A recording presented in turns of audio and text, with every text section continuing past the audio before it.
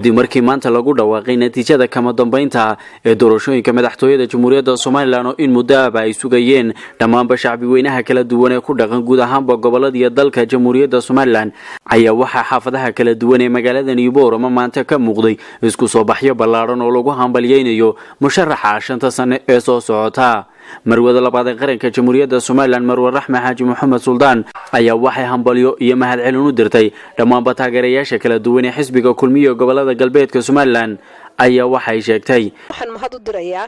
xisbiga kulmiye taageerayaashiisa ayaan mahad aad iyo aad u ballaaran u dirayaa khaasatan haweenkaan u dirayaa buuraha u seexday ee banaanada u seexday ee roorohoogii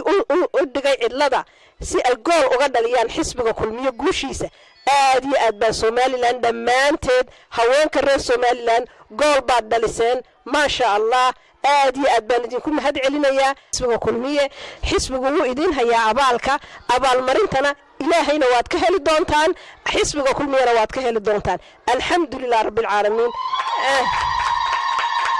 dhankooga qaar ka mid ah taageerayaasha xisbiga kulmiye oo dareenkooda wax ka weydiinay sida warkaan ku dhawaaqista natiijada doorashada madaxtooyada ayaa waxay yiraahdeen dhammaan taageerayaasha xisbiga kulmiye daafaha Soomaaliland jooga oo runtii juhud dheeraad bixiyay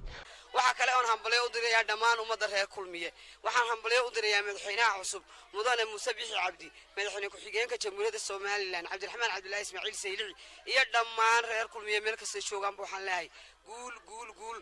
waxaan halkan hambalyo iyo bogaadin uga dirayaa dhammaan reer Soomaaliland intii codaysay intaan codaynba waxa kale hambalyo u dirayaa madaxweynaha cusub hambalyo dhammaan waxaan hambalyo u dirayaa shacabweynaha reer kulmiye meel kasta oo caalamka joogan waxaan leeyahay hambalyo waxaan hambalyo u dirayaa madaxweynaha cusub ee qaranka loo doortay mudane Muuse Biixi Cabdi madaxweyne ku-xigeenka qaranka Cabdiraxmaan Cabdullaahi Ismaaciil Saylici waxaan leeyahay Allah idinku asturo xilka la idin doortay Allah idinku asturo annagana Allah naga dhigo shacabkiidina deeca Allah naga dhigo aamin mar koobaad mar labaad mar saddexaad